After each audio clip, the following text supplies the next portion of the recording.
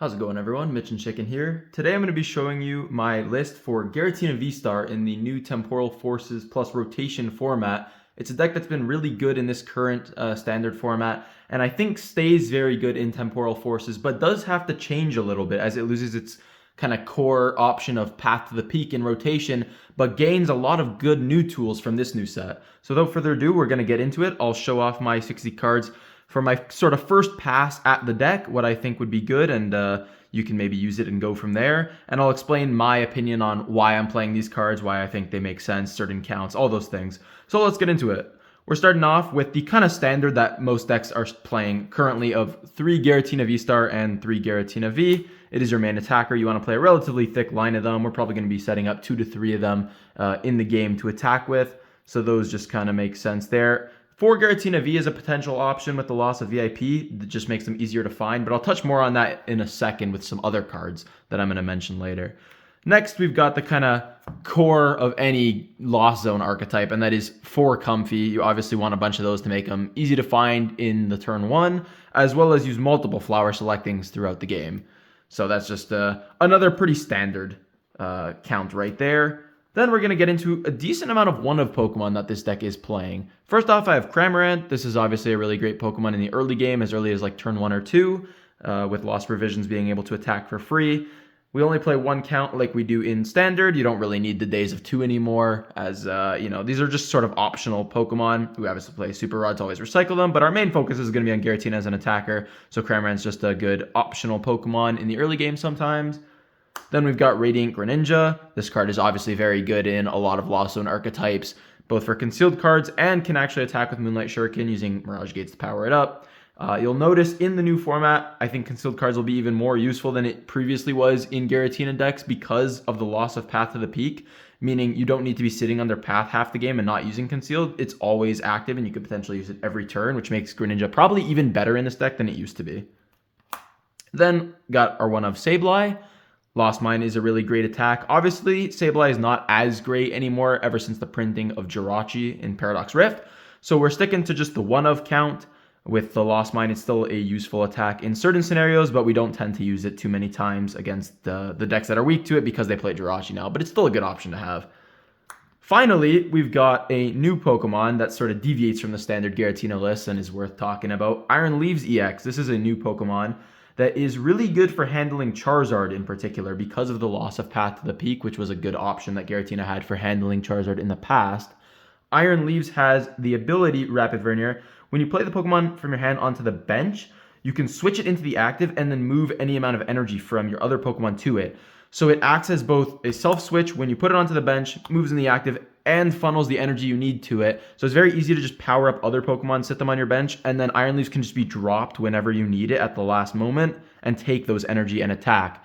It's really good because it's a grass type that does 180 damage, and like I said, sets itself up with the ability, which means it can OHKO the dark type Charizard EX, giving us another OHKO option on top of Star Requiem to knock out the Charizards really effectively and give us a pretty good matchup still into the deck, which it will be popular, so we definitely want to be doing good against Charizard. Next off, we got 4 Chloris's Experiment. This is, like Comfy, the quintessential part of the Lost Zone decks. This is very important. It's just our main engine. It's going to allow us to draw cards and set up our Lost Zone at the same time. So 4 of those is very standard. Next up, we've got 2 Boss's Orders.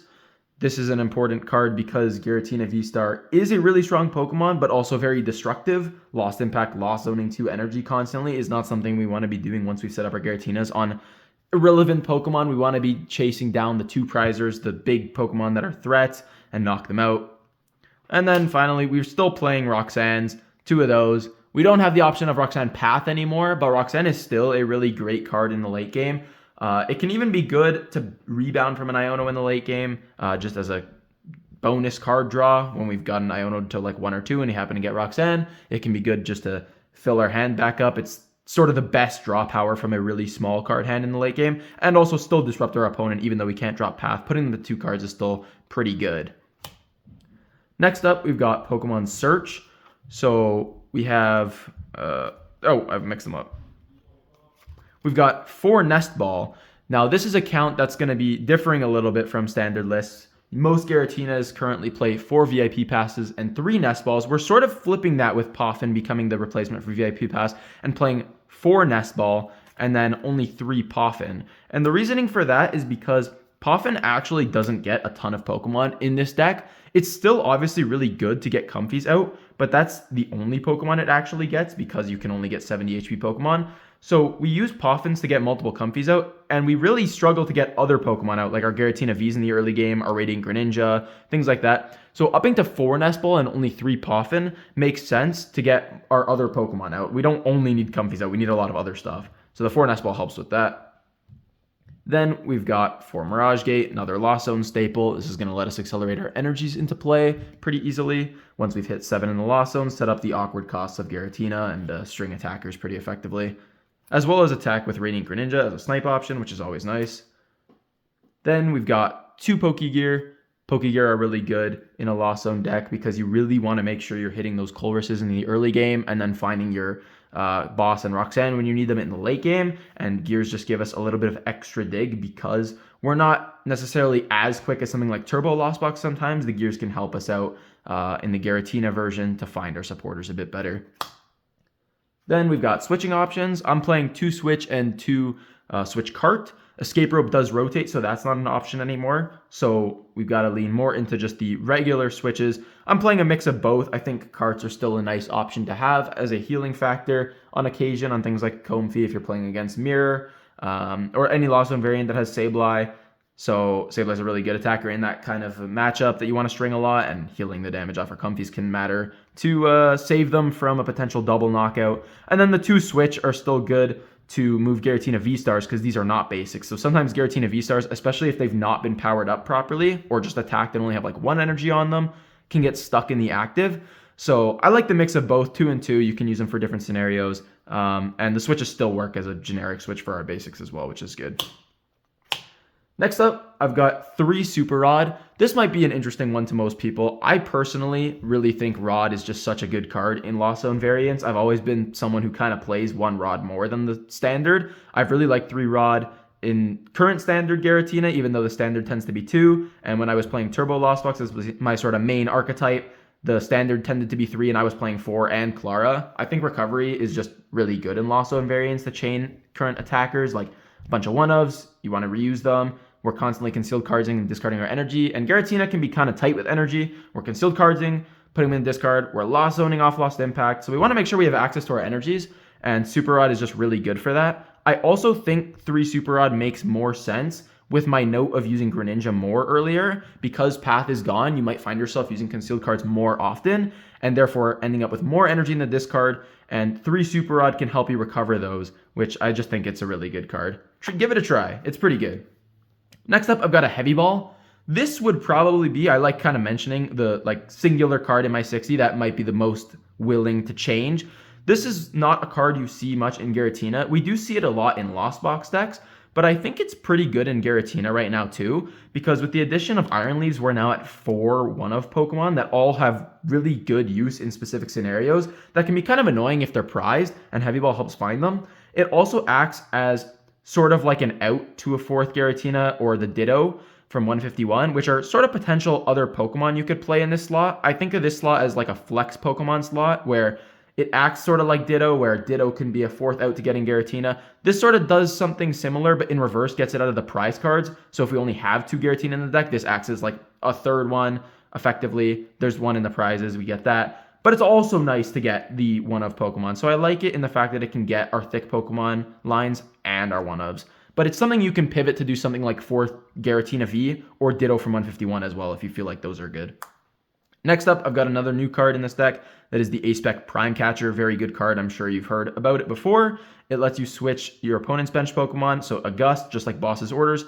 And you switch one of your Pokemon. So it's effectively like the supporter Guzma, if you're aware of that, on a trainer item card. So it lets us do things like Colress's Experiment to get to 7 or 10 relevant numbers that we need to, and still use a gusting effect without even needing to be behind for something like Counter Catcher. We can play very aggressively and chain Lost Zone plus Gust and be ahead on prizes. So it's a really good aggressive factor in this deck, and it's going to be a huge thing a huge bonus for the Giratina V-Star deck, even though we've lost Path to the Peak. This is a big buff to it. And next up, like I said, we do have Countercatcher in here. This is another item-based gust that's good, but you have to be behind. So we just play the one of. It's also nichely useful if we Coerce's Experiment or Roxanne draw into it, but we can still use a gusting effect if we're behind. So it lets us sort of catch up from bad spots.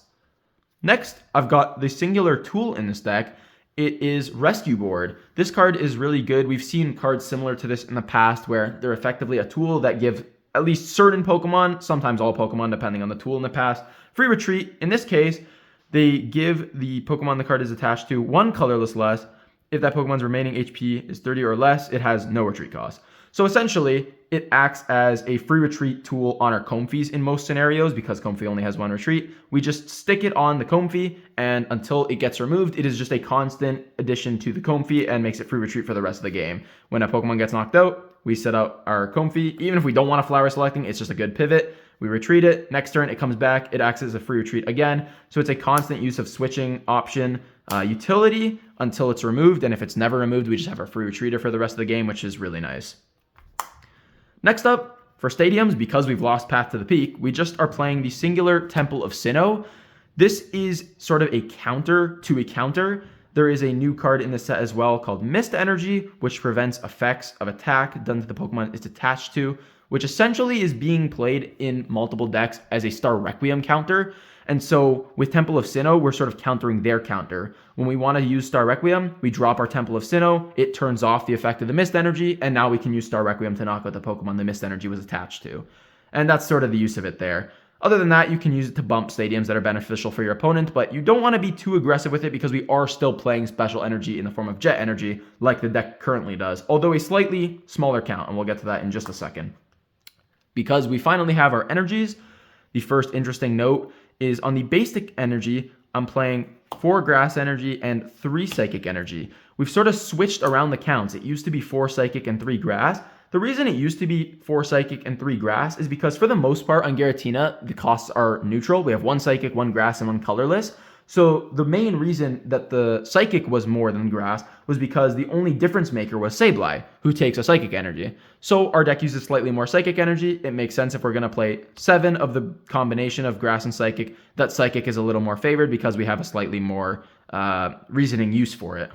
But with the addition of Iron Leaves, who takes 2 grass and a colorless, our deck has sort of flipped to a slight grass favor. We need grass a little more often than we'll need psychic, depending on the situation. If we're trying to use Iron Leaves, Sableye will probably be used less often than Iron Leaves is. And so it makes sense to flip from 4-3 psychic to 4-3 grass favored, give a little bit of edge to the grass. So you can kind of just treat them as inverse as you used to. If you're left between a flower selecting of grass energy and psychic energy, and you know all of them are in the deck, you can maybe loss on a grass energy instead now of a psychic. But they're pretty much the same. It just gives the deck a little bit more grass leaning, so we can use Iron Leaves a bit easier. And then for the rest of the basic energy, we've got 3 water energy. Really good to be using Moonlight Shuriken on Greninja, which will be a pretty strong attack whenever Manaphy's not on the board against a lot of decks in the format. So that's always good. And then to end it off, we've got 3 jet energy, a little bit less than 4, which the deck normally plays. And the reasoning for that is because we have, 1, a Temple of Sinnoh. We're playing a stadium that literally turns the effect of these off. So we don't want to lean into jet energy as much. It's still a great card, which is why we play 3. But because we're also sort of inhibiting on our own resources, we don't want to be leaning too far into it. The other reason is we have other forms of switches still in the deck. Giratina V-Star generally tended to play around 4 switch cards, 4 to 5, and then 4 jet energy. We've gained the addition of Prime Catcher, which acts as a switch card and a gust. And then we also have a consistently usable rescue board. As long as it doesn't get lost vacuumed away or the Pokemon it's attached to gets knocked out, that will always be on board and gives us a constant pivoting option. So we've essentially gained 1 to 2 and potentially even more from rescue board uses of switch. And so we need a little bit less jet energy. It's not as necessary, and we can more so favor the basic energy like the water. As you can probably get from my slightly sticking out different water energy here. I only used to play 2 water in Giratina in standard, so I've sort of changed the jet energy to an extra basic energy that might find a little more use on attacking with Radiant Greninja or getting Mirage gated out. And that's the deck. Let me know what you think of it in the comments below. Drop a like if you enjoyed the video and subscribe for more. I'm going to be dropping more Temporal Forces deck videos in the near future.